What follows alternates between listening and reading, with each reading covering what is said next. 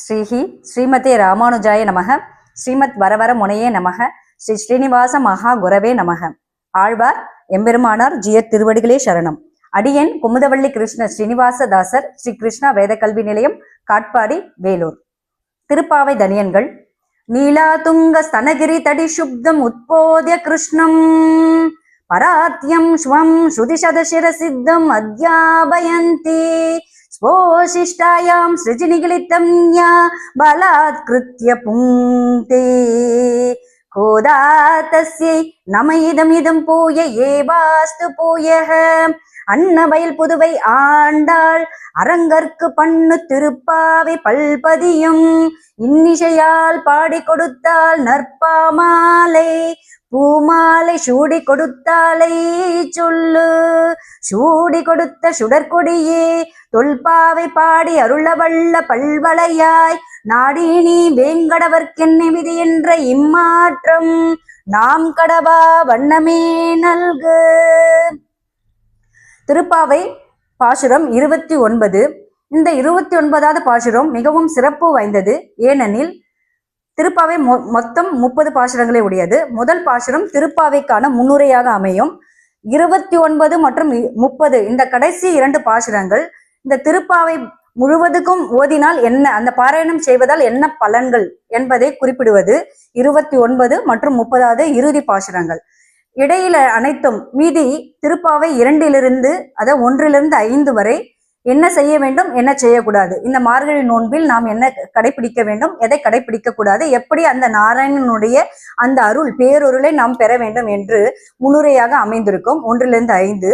அடுத்ததாக 6 15 அனைத்து தோழிகளையும் அந்த மார்கழி நோன்பிற்கு அதில் அதனை கடைபிடிக்கக்கூடிய அனைத்து தோழிகளையும், அதாவது கோபிகைகள், ஆழ்வார்கள், இவ்வாறு ஒவ்வொருவராக எழுப்பிக் கொண்டே வருகிறாள் ஆண்டாள். இந்த 15 பாசுரங்களில் 16 30 பாசுரங்கள் ஒவ்வொருவராக அடுத்து திருக்கோயிலில், அதாவது நந்தகோபாலனுடைய அரண்மனையில் ஒவ்வொருவராக எழுப்புகின்றார். முதலில் வெளிக்காவலன், அடுத்ததாக உள்காவலன், அடுத்து நந்தகோபாலன், யசோதை பிராட்டி, பலராமன், நப்பினை பிராட்டி, கடைசியாக கண்ணனை எழுப்புகின்றார். இப்படி ஒவ்வொருவராக எழுப்பி இந்த மார்கழி மாதத்தில் விடியற் காலையிலேயே நாங்கள் திருக்கோயிலுக்கு, அதாவது நந்தகோபாலனுடைய மாளிகைக்கு வந்ததுக்கான காரணம் என்ன என்று கண்ணன் கேட்டதற்கு பதில் அளிக்கிறார்கள் ஆண்டாளும் அந்த கோபிகைகளும். ஆண்டாளுடைய கோஷ்டிகள், அதாவது பக்தர்கள் என்ன கேட்கிறார்கள் என்றால், அந்த மார்கழி மாதத்தில் அவர்கள் விடியற்காலையிலேயே வந்து வழியெங்கும் வீதியெங்கும் திருவிளக்கு பிடித்து கொண்டு வந்து பகவானுடைய நாமாவளி, அதாவது அவனுடைய கல்யாண குணங்கள், அவனுடைய லீலைகள், அவனுடைய அவதாரங்கள், அந்த அவதாரத்தில் என்ன மகிமை நடந்தது, இத்தனையும் வழியெங்கும் வீதியெங்கும் சொல்லி கொண்டு வருகிறார்கள் அல்லவா. அதுவே பாவை நோன்பு என்று கூறுகிறார்கள். அந்த பாவை நோன்பினுடைய பலனாக எங்களுக்கு என்ன கொடுக்க வேண்டும் என்று இந்த இறுதியாக இந்த 29வது பாசுரத்தில் ஆண்டாள் கேட்கின்றாள். அதற்கு முன்பாக 28வது பாசுரத்திலே ஆண்டாள் என்ன சொன்னாள் என்றால், நாங்கள் மிகப்பெரிய ஞானிகள் அல்ல, அறிவற்ற ஆய்குலத்தில், அதாவது இடையர்கள் குலத்தில், ஆடு மாடுகளை மேய்க்கும் இடையர் குலத்தில் பிறந்தவர்கள். எங்களுக்கு எந்த ஞானமும் கிடையாது, பகவானை எவ்வாறு அடைய வேண்டும் என்ற அந்த மார்க்கமும் எங்களுக்கு தெரியாது. கர்ம யோகம், பக்தி யோகம், ஞான யோகம், இந்த 3 மார்க்கங்களுமே எங்களுக்கு எதுவுமே தெரியாது. அதுவும் காலையில் எந்திரித்து விடியற்காலையில் குளித்துவிட்டு பகவானுக்கு பிரசாதம் நெய்வேத்தியம் வைத்துவிட்டு பிறகு சாப்பிட வேண்டும் என்ற அந்த சிறிய அறிவு கூட எங்களுக்கு கிடையாது, அந்த சிற்றறிவு கூட கிடையாது. நாங்கள் நினைத்த நேரத்தில் பசி எடுக்கும் பொழுது சாப்பிடுவோம், வேர்வை வந்தால் குளிப்போம். இவ்வாறு இடையர் குலத்தில் பிறந்தவர்கள் மாடுகளை மேய்ப்பது மட்டுமே எங்களுடைய முழு நேரமாக நாங்கள் செலவிட்டு கொண்டு இருக்கிறோம். அப்படி இருக்கும்போது எங்களை நீதான் கடை தேற்ற வேண்டும். அப்படி என்றால் உங்களுடன் எங்களை ஈடுபடுத்திக் கொள்ள வேண்டும், உங்களுடன் நாங்கள் ஐக்கியமாக வேண்டும், உன்னுடைய பக்தி தொண்டில் நாங்கள் ஈடுபட வேண்டும். அதற்கு என்ன செய்ய வேண்டும் என்றால், நீ ஒரே ஒரு புண்ணியம் செய்திருக்கிறோம். என்னவென்றால், நீ எங்களுடைய இடையர் குலத்தில் பிறந்து எங்களில் ஒருவனாக மிகவும் ஞானம், அளவிட முடியாத பேராற்றல் ஞானம் கொண்டு பிறந்திருக்கிறாய், கண்ணன் என்று அவதரித்திருக்கிறாய். எனவே உங்களில் ஒருவர் நாங்கள். எங்களுக்கு இந்த சிற்றறிவுக்கு நீ வழிகாட்டியாக இருந்து சிறு சிறு குற்றேவல்களை, சிறு சிறு தொண்டுகள், கைங்கரியங்களை செய்வதற்கு எங்களுக்கு வழிவகை செய்ய வேண்டும் என்று குறிப்பிடுகின்றார். அதுவே இந்த பாசுரம் 29வது பாசுரம். இந்த 30 பாசுரங்களையும் மார்கழி மாதம் முழுவதுமாக நாம் பாராயணம் செய்ய வேண்டும், இசையுடன் பாட வேண்டும். நம்மால் என்ன செய்ய முடியுமோ அதை செய்யலாம். ஆனால் 30 நாட்களும் நம்மால் செய்ய இயலவில்லை. அப்படி என்றால் இந்த ஒரே ஒரு பாசுரம் அதுவே இந்த 30 பாசுரத்திற்கான சாராம்சத்தை கொடுக்கிறது. எதற்காக நாம் இந்த பாவை நோன்பு நோக்க வேண்டும், இந்த மார்கழி மாதத்தில் எதற்காக நாம் நாராயணனுடைய புகழை பாட வேண்டும் அப்படி என்கிற அந்த முக்கியமான பலனை குறித்து இந்த 29வது பாசுரம் கூறுகின்றது. இது சிற்றஞ்சிறுகாலை என தொடங்கும் பாசுரமாகும். அந்த பாசுரத்தை இப்பொழுது பார்க்கலாம். திருப்பாவை பாசுரம் 29. சிற்றஞ்சிறுகாலை வந்துன்னை சேவித்து உன் பொற்றாமரை அடியே போற்றும் பொருள் கேளாய், பெற்றம்மே துண்ணும் குலத்தில் பிறந்து நீ குற்றேவல் எங்களை கொள்ளாமல் போகாது, இற்றை பறை கொள்வான் அன்று கான் கோவிந்தா, எற்றைக்கும் ஏழேழு பிறவிக்கும் உந்தனோடு உற்றோமியாவும் உனக்கே நாம் ஆட்செய்வோம், மற்ற நம் காமங்கள் மாற்றேலோர் எம்பாவாய். இந்த ஒரு பாசுரத்தை ஓதினாலே போதும், பாராயணம் செய்தாலே போதும், 30 பாசுரத்தையும் பாராயணம் செய்த பலன் கிடைக்குமாம்.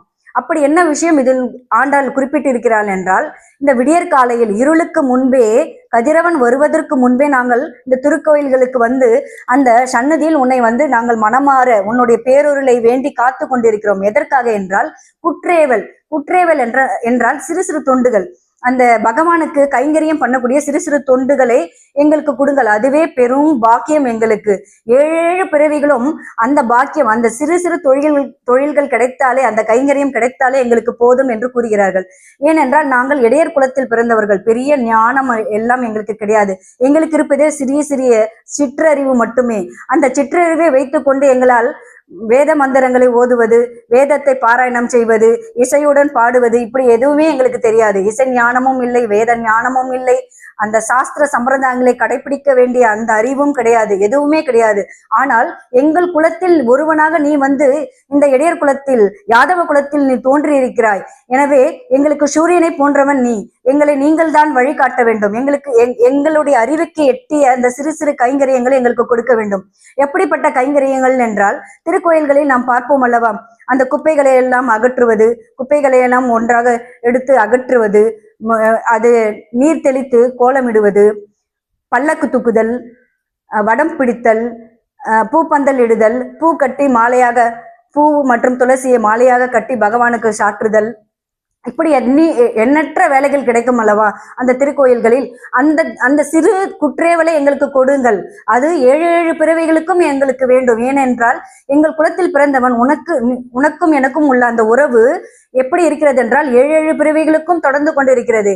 அது எனக்கு மட்டுமல்ல, என்னுடைய தந்தைக்கு பாட்டன், முப்பாட்டன், இப்படி 7 ஜென்மமாக என்னுடைய பிறவி மட்டுமல்லாமல் என்னை சார்ந்த அந்த பரம்பரையே உனக்கு தொண்டு கைங்கரியம் செய்து கொண்டிருக்கிறோம், அதையே எங்களுக்கு கொடு என்று இந்த மார்கழி மாத பலனாக ஆண்டாள் கேட்கின்றாள் அந்த குற்றேவலை. பிறகு உன்னுடைய பொற்றாமரை, பகவானுடைய அந்த திருவடிகள் எப்படி இருக்கும் என்றால் தாமரை மலர்களை போன்று இருக்கும் அந்த திருவடிகள், சிவந்த திருவடிகள். அதனை பொன்னாலான திருவடிகளாக ஆண்டாள் பாவித்து கூறுகின்றாள். பொன் என்றாலும் மிகவும் உயர்ந்தது அல்லவா, அந்த பொற்றாமரை நாங்கள் பற்றி கொண்டு வாழ்கிறோம். அந்த பொற்றாமரை உன்னுடைய பாதத்தை பற்றுவது மட்டுமே எங்களுடைய பாக்கியம். அந்த பாக்கியத்தை மட்டும் எங்களுக்கு கொடு. இந்த பாவைகள் அனைவரும் வந்து இந்த மார்கழி மாதம் நோன்பு நோற்றோம் அல்லவா, அதனுடைய பலனாக இது ஒன்றை மட்டுமே எங்களுக்கு கொடு, அதுவே 7 பிறவிகளுக்கும் தொடர வேண்டும், உனக்கு என்றும் தொண்டு செய்து உன்னுடைய பக்தர்களாக வாழ்வதே நாங்கள் வேண்டுகிறோம் என்று ஆண்டாள் மற்றும் அவளுடைய ஆயர்குல பெண்கள், ஆண்டாள் கோஷ்டியினர் கேட்கிறார்கள். அதுவே இந்த பாசுரமாகும். இன்னொரு முறை இந்த பாசுரத்தை பார்க்கலாம்.